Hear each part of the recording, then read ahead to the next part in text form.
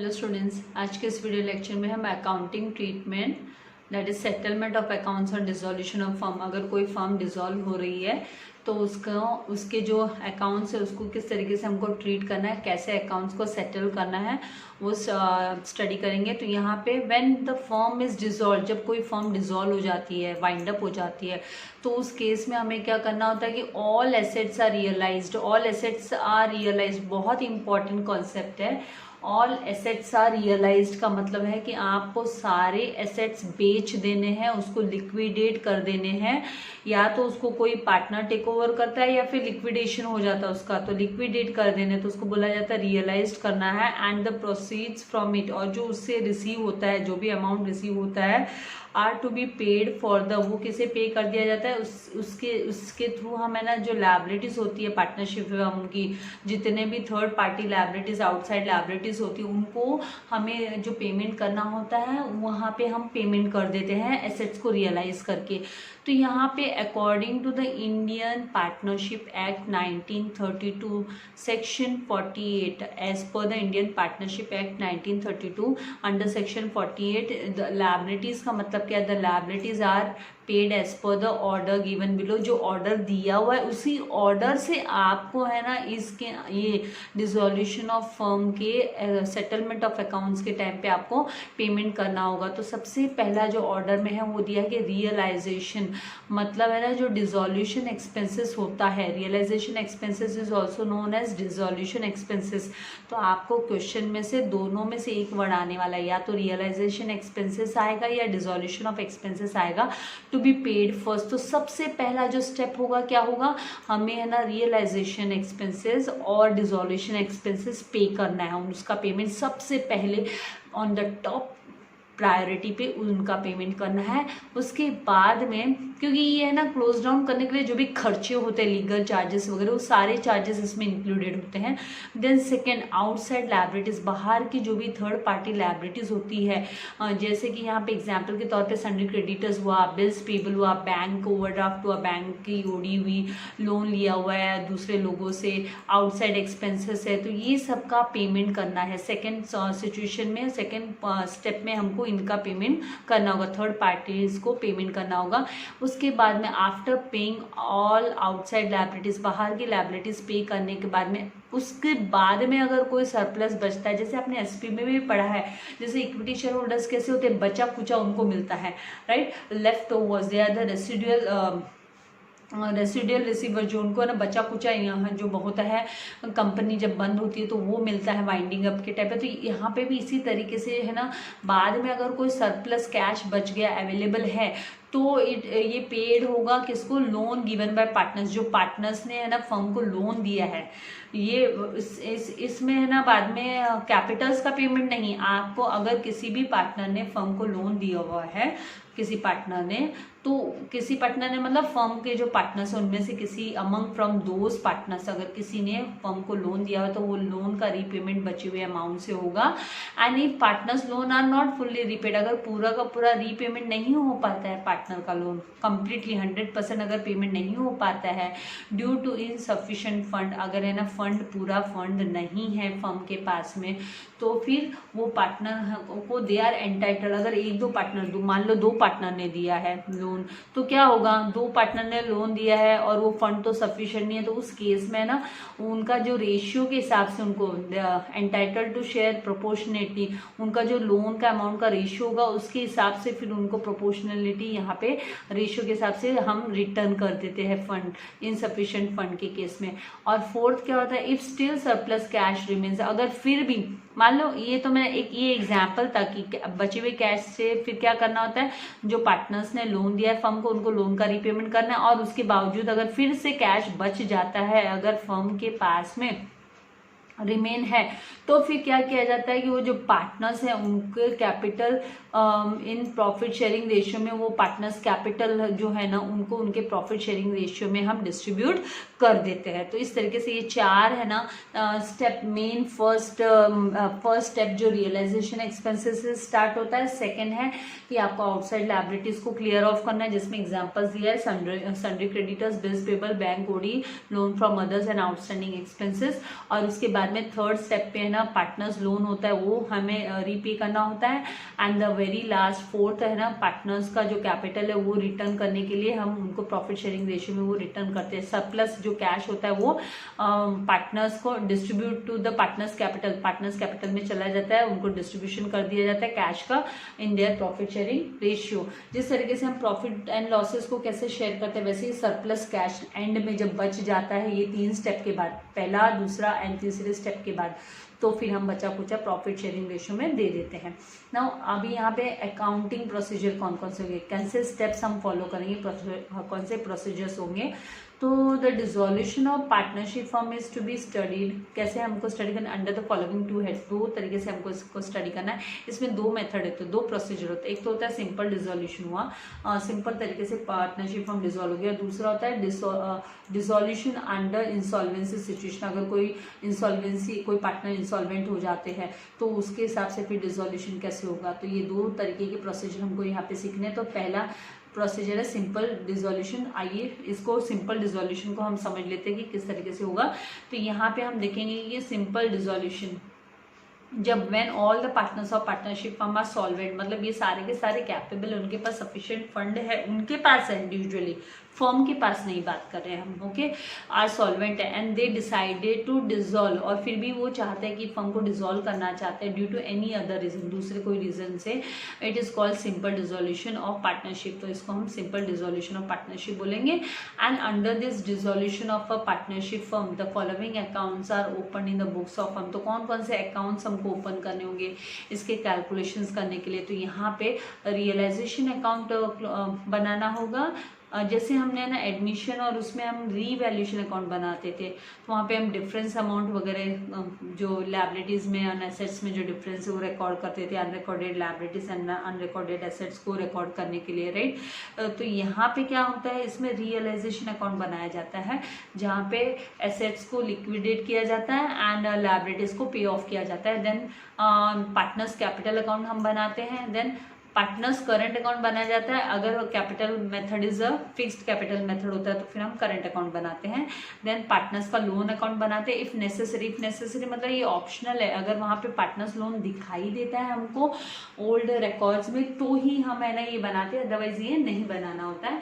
And फिर हमको cash और बैंक अकाउंट बनाना होता है, क्योंकि यहाँ से हमको कितना सरप्लस अमाउंट ऑफ कैश बचा वो सब हमको एंट्रीज दिखानी होती है। तो इस तरीके से 5 अकाउंट्स बनते हैं, जिसमें से यहाँ पे ये है ना इफ नेसेसरी और ये वाला भी इफ नेसेसरी। तो 3 तो कंपलसरी है, एक तो रियलाइजेशन अकाउंट और एक कैपिटल अकाउंट और एक कैश और बैंक अकाउंट, ये तो आने ही आने हैं। तो यहाँ पे रियलाइजेशन अकाउंट कौन सा अकाउंट होता है इसको डीपली हम स्टडी करते हैं। अब यहाँ पे हम रियलाइजेशन अकाउंट की बात करते हैं। तो वाइल प्रिपेयरिंग रियलाइजेशन अकाउंट, आप जब रियलाइजेशन अकाउंट को प्रिपेयर करते हो तो ऑल सन्ड्री एसेट्स, जितने के जितने एसेट्स हैं एंड ऑल थर्ड पार्टी, सारे के सारे जो थर्ड पार्टी के लायबिलिटीज़ हैं वो हमको ट्रांसफ़र करना होता है। तो यहाँ पे रियलाइजेशन इज़ द प्रोसेस, ये क्या है, process of converting assets into cash. जैसे मैंने आपको कहा लिक्विडेट करना है, हमको उनको बेच देना है एसेट्स को और उनका रोकड़ा कर लेना है भले, ठीक है। तो यहाँ पे एसेट्स रियलाइज्ड आर, तो जो एसेट्स जो रियलाइज करने हैं वो क्रेडिटेड किए जाते हैं। जब हम एसेट्स को रियलाइज करते हैं तो उसको क्रेडिटेड करते हैं। एंड लायबिलिटीज़ को जब हम सेटल करते हैं मतलब और are debited to the realisation account, और लायबिलिटीज़ को हम डेबिट साइड में रिकॉर्ड करते हैं। So the purpose of this, इसका कारण क्या है कि the purpose of this account is to show, ये अकाउंट हमें क्यों बनाना होता है, ये अकाउंट हम बनाते हैं गेन और प्रॉफिट और लॉस ऑन रियलाइजेशन। आप जब रियलाइज कर रहे हो, आप एसेट्स को बेच रहे हो और आप है ना लायबिलिटीज़ को पेमेंट कर रहे हो, राइट। तो फिर आपका को उसको उसके बाद में जो भी प्रॉफिट और लॉस बचा होता है उसको रिकॉर्ड करने के लिए रियलाइजेशन अकाउंट बनाते हैं। तो it is nothing but a nominal account. ये भी नॉमिनल अकाउंट है, debit all expenses and losses and credit all incomes and gain. तो यहाँ पे जब एसेट्स को आप रियलाइज करते हो, बेचते हो आप एसेट्स को, तो कैश आता है, तो आपको क्रेडिट साइड में आप दिखाओगे इनकम हुई, एंड जब भी पेमेंट करते हैं हम लायबिलिटीज का तो उसको डेबिट साइड में दिखाएंगे क्योंकि वो एक्सपेंसेस हुआ। So the account is close by transferring. किस तरीके से हम अकाउंट को क्लोज करते हैं कि हम ट्रांसफर करते हैं, जो गेन होता है या लॉस होता है रियलाइजेशन का, वो हम पार्टनर्स कैपिटल और करंट अकाउंट में दिखा देते हैं इन प्रॉफिट शेयरिंग रेशियो। तो अगर आपका डेबिट बैलेंस हुआ रियलाइजेशन अकाउंट का तो वो लॉस हुआ, जैसे हम बोलते हैं ना डेबिट बैलेंस होने पे लॉस एंड क्रेडिट बैलेंस होता है तो प्रॉफिट होता है। तो इस तरीके से हमको realisation account, it is just like a revaluation account, बस खाली उसके इसके थोड़ा सा खाली एसेट्स एंड लायबिलिटीज का जस्ट एडजस्टमेंट्स होता है ज़्यादा, बाकी कोई डिफरेंस नहीं है। अभी नेक्स्ट यहाँ पे पार्टनर्स कैपिटल अकाउंट। तो partners capital account of all partners appearing in the balance sheet. जितना भी जो बैलेंस, जो कैपिटल बैलेंस दिखाई देता है पार्टनर्स का बैलेंस शीट में, वो हमें ना क्रेडिट साइड और डेबिट साइड, जिस तरीके से वो बैलेंस शीट में, अगर वो बैलेंस शीट में लायबिलिटीज के अंडर में है तो हम क्रेडिट साइड में बाय बैलेंस ब्रॉट डाउन करके लिखेंगे, अगर एसेट्स के अंडर में है तो हम डेबिट साइड में टू बैलेंस ब्रॉट डाउन करके लिखेंगे रेस्पेक्टिव पार्टनर्स के कैपिटल के अंडर में, बाय बैलेंस ब्रॉट डाउन और टू बैलेंस ब्रॉट डाउन के तरीके से। एंड ऑल्सो ट्रांसफर रिजर्व्स, और हमको है ना इसमें भी है ना रीवैल्यूएशन अकाउंट में हम कैसे रिजर्व्स ट्रांसफर कर रहे थे, उनको क्रेडिट कर रहे थे पार्टनर्स को उनके प्रॉफिट शेयरिंग रेशियो में, एक्यूमुलेटेड प्रॉफिट्स और लॉसेस वगैरह, रियलाइजेशन का प्रॉफिट एंड लॉस, तो सेम हम पार्टनर्स कैपिटल में यहाँ पे भी करने वाले हैं। फिर after making all adjustments the balance represents the amount due to the partners और ड्यू फ्रॉम पार्टनर, कि अगर कोई अमाउंट है ना पार्टनर्स को देना है तो हम देंगे, और अगर उनसे रिसीव करना है तो रिसीव करेंगे, ड्यू टू पार्टनर्स और ड्यू फ्रॉम पार्टनर्स। तो इस तरीके से यहाँ पे हम एडजस्टमेंट्स करके फिर देखेंगे कि अगर किसी पार्टनर को ऐसे रिसीव करना है फर्म को या फर्म पार्टनर्स को देगी, वो चेक करेंगे। फिर the accounts are closed after the partners receive cash और पे कैश। तो एक बार अगर पार्टनर्स ने या तो कैश देंगे वो फर्म को या लेंगे, तो उसके बाद में हम है ना पार्टनर्स के अकाउंट को क्लोज कर देते हैं।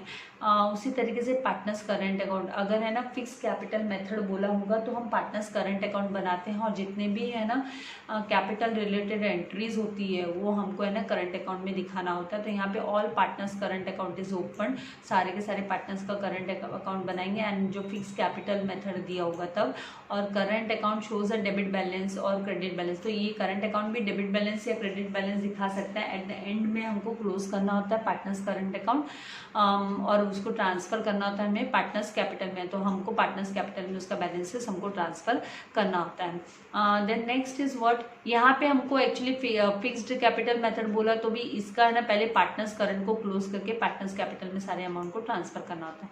Now next is what, partners loan account. Partners loan account कैसे बनाना है, जब है ना क्रेडिट बैलेंस होता है partners loan account is not transfer to the realisation account. अगर क्रेडिट बैलेंस होता है पार्टनर्स लोन का, वो ट्रांसफर नहीं करते हम रियलाइजेशन अकाउंट में क्रेडिट साइड में, बट इट इज उसको वहाँ पे रियलाइजेशन अकाउंट में ट्रांसफर करने के बजाय, क्योंकि है ना रियलाइजेशन अकाउंट में तो हम जो थर्ड पार्टी के लोन्स होते हैं वही ट्रांसफर करते right, but it is paid off through a separate account. तो हमें सेपरेट अकाउंट बनाना होता है पार्टनर्स लोन का, after payment of all amounts owed to the outsiders. जितने भी आउटसाइडर्स है थर्ड पार्टी है उनको पेमेंट करने के बाद में जो बचा कुचा होता है वो है ना पार्टनर्स लोन को क्लियर ऑफ करने के लिए यूज में लिया जाता है, इसीलिए इसका सेपरेट अकाउंट बनाते हैं। And however the debit balance of partners loan should be debited to partners capital account, और जो भी डेबिट बैलेंस होता है वो उनके लोन अकाउंट में, उनका कैपिटल अकाउंट में नहीं तो करंट अकाउंट में डायरेक्टली हम एंटर कर देते हैं। फिर फिफ्थ जो है वो है cash and bank account. Cash and bank account कब बना, is open in the books of the firm. ये बनाना ही होता है क्योंकि हम यहाँ पे रियलाइजेशन भी करते हैं, सेल ऑफ करते हैं, देन पेमेंट करते हैं। एंड डेबिट बैलेंस होता है जब cash and bank appearing in the balance, ये कहाँ पे होता है, ये एसेट्स के अंडर में होता है, मतलब ये डेबिट बैलेंस हुआ, इसलिए हम टू बैलेंस ब्रॉट डाउन करके लिखते हैं। इसका जो बैलेंस शीट में बैलेंस दिया रहेगा उसको टू बैलेंस ब्रॉट डाउन करके हम कैश और बैंक अकाउंट जो बनाएंगे लेजर उसके अंदर लिखेंगे। एंड आफ्टर इनकॉर्पोरेटिंग, मतलब सारे के सारे अमाउंट्स का एडजस्टमेंट करने के बाद में कैश और बैंक का, the balance of this account, जो बैलेंस बच जाता है अगर कुछ तो वो equally must be equal to the amount due to the partners. तो आप पार्टनर्स को जितना अमाउंट देने का है पेमेंट करने का उसके बराबर होना चाहिए, अगर नहीं होता है तो फिर वो एडजस्टमेंट करना होता है। So all receipts in the process dissolution is debited. तो डिसोल्यूशन जितना भी है ना कैश रिसिप्ट्स होता है प्रोसेस में, तो हम dissolution of process of dissolution is debited, तो वो डेबिट किया जाता है। मतलब रिसिप्ट मतलब रिसीव होना, तो जितना भी कैश रिसीव होगा वो डेबिट साइड में हम है ना मेंशन करेंगे। एंड ऑल पेमेंट्स, जितना भी हमको पेमेंट करना होगा तो वो हम है ना पार्टनर्स के जो कैश बुक बनाएंगे, बैंक एंड कैश अकाउंट बनाएंगे, उसकी क्रेडिट साइड में हम पेमेंट्स को रिकॉर्ड करेंगे। तो इस तरीके से ये जो 5 स्टेप्स हैं ये हमको फॉलो करने होते हैं। और अभी आगे यहाँ पे अकाउंटिंग एंट्रीज, किस तरीके से आप अकाउंटिंग एंट्रीज दिखाओगे to close the books of accounts, books of accounts को क्लोज करने के लिए। तो on dissolution of partnership firm the books of accounts are to be close permanently बंद हो जाती, क्योंकि फर्म ही बंद हो रही है तो फिर है ना बुक्स को ओपन कर रख के क्या फायदा है, राइट। यहाँ पे फर्म बंद हो जाती है, डिसोल्यूशन मतलब यहाँ पे फर्म बंद हो गई, ये रिकंस्टिट्यूशन नहीं है, यहाँ पे बंद हो जाती है, एंट्री एग्जिट सब बंद। तो balance sheet is to be prepare and balance sheet हम प्रिपेयर करके क्लोज डाउन कर देते हैं। And the balance sheet last drawn, जो लास्ट हम बैलेंस शीट बनाते हैं। And the date of dissolution differs on the date of dissolution. One fresh balance sheet is to be prepared for closing books of the partnership firm. Partnership firm के सारे accounts close करने के लिए फिर हमको नई फ्रेश बैलेंस शीट बनानी होती है। जो सारे के सारे क्लोजिंग बैलेंसेस उसमें हम दिखाते हैं। And if the date of dissolution and the date of balance sheet remains the same, अगर है ना डिसोल्यूशन की डेट और बैलेंस शीट की डेट सेम होती है, वन शुड नॉट प्रिपेयर, तो फिर हमको है ना रिवाइज्ड नई बैलेंस शीट बनाने की जरूरत नहीं पड़ती है। The procedure of simple dissolution में be divided into stages as under, नीचे दिए हुए स्टेजेस के हिसाब से हम उसको क्लोज डाउन करेंगे।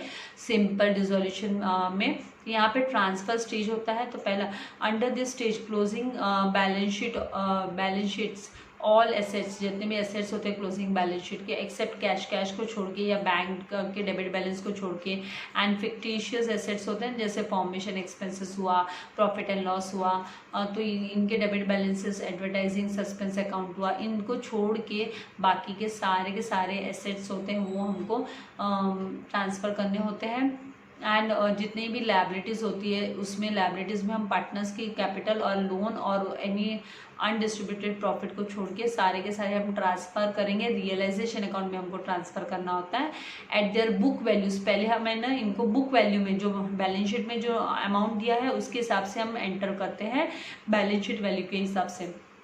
और उसके बाद में all the assets are transferred on the debit side, तो सारे के सारे एसेट्स हम डेबिट साइड में ट्रांसफ़र करेंगे एंड सारे के सारे लायबिलिटीज़ हम क्रेडिट साइड में रियलाइजेशन के ट्रांसफ़र करेंगे।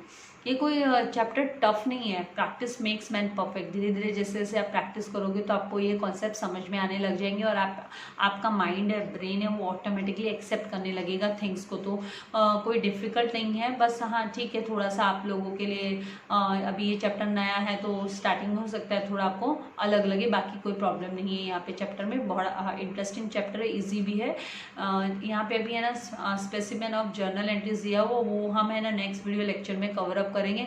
आई होप आपको आज के जो वीडियो लेक्चर का ये जो कॉन्सेप्ट है सिंपल डिसोल्यूशन का जो स्टेप्स तक हमने किया और इसकी जो जर्नल एंट्रीज है वो नेक्स्ट वीडियो लेक्चर में, अदरवाइज वीडियो बहुत लेंथी हो जाता है, आप लोगों को भी फिर बोर होने लगता है, राइट। थियरीज़ को आप वैसे भी कम देखते हो, मैं नोटिस कर रही हूँ, लेकिन मैं आपको अभी भी बोलूँगी कि थियरी वीडियोस को आप मिस मत कीजिए, आपके लिए ही अच्छा है, बाकी rest depends on you. I can't force anyone else, right?